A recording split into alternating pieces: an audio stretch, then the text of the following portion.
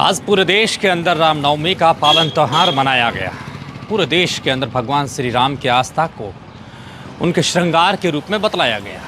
वहीं बाड़मेर के गुड़ामालानी में Ramnavami Gudamalani senior secondary school के पीछे धर्म सभा के तौर पर सभा को संबोधित करते हुए सभी वक्ताओं ने भगवान श्री राम की आस्था, भगवान श्री राम की कर्तव्यता, भगवान श्री राम की मूल्यों पर चलने के नसीहत देते हुए वहाँ से धर्म सभा आयोजित की गई। और गुड़ामालानी के बैकग्राउंड यानी कि सीनियर स्कूल के बैकग्राउंड से धर्म सभा के आयोजन के बाद में पूरे सदर मार्केट के अंदर आज एक रैली भी निकाली गई। देखिए स्पेशल रिपोर्ट में।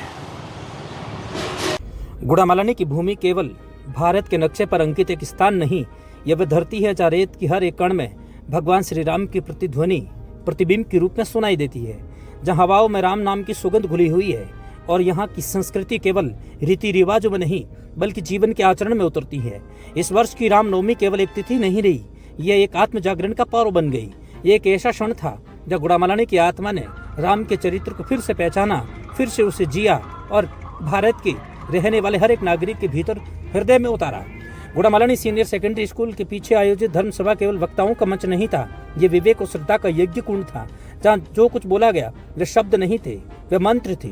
जिसे समझा गया, जिसे परखा गया, जिसे सुना गया, वे भाषण नहीं थे, वे आह्वान थे।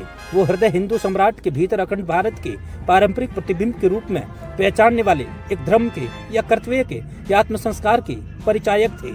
और जब मुख्य बाजार से शोभा यात्रा निकली तो वह केवल एक जुलूस नहीं था, वह हमारी आत्मा की चेतना का एक प्रवाह था, जिसे हर कदम में मर्यादाओं के साथ में स्पंदन भी बजा था। झांकियों में राम, लक्ष्मण, सीता और हनुमान के स्वरूप दिखाई दिए। वे केवल दृश्य नहीं बल्कि एक साज सजा नहीं थे, वे इतिहास के सजीव चित्र बन गए।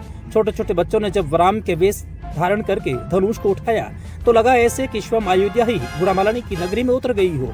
वृद्धा की आंखों में आशीर्वाद की नमी थी, युवाओं के चेहरे पर तेज और गर्व था, माताएं मंगलगान कर रही थी और हर स्वर में युगों पुराना संस्कार पुनः अहिंसा सर्किल भी कहूंगा कि पोस्टर से सुसज्जित दिखाई दे रहा था, क्योंकि त्यौहार तो रामनवमी का था। वक्ताओं ने धर्म की बात की और हिंदू संस्कृति की बात की, लेकिन वह कोई संकीर्ण आग्रह नहीं था, वह चेतना थी जो सबको जोड़ती है, सबको अपनाती है। क्योंकि हिंदू धर्म कोई संकीर्ण विचारधारा नहीं, ये जीवन दर्शन है, वट वृक्ष की तरह विशाल और शाश्वत, जहाँ बुद्ध भी टिके, महावीर भी चले, नानक भी नहीं आ रहे। रामनवमी केवल एक नाम नहीं, मर्यादा है, व्यवहार की, विचार की, निर्णय की।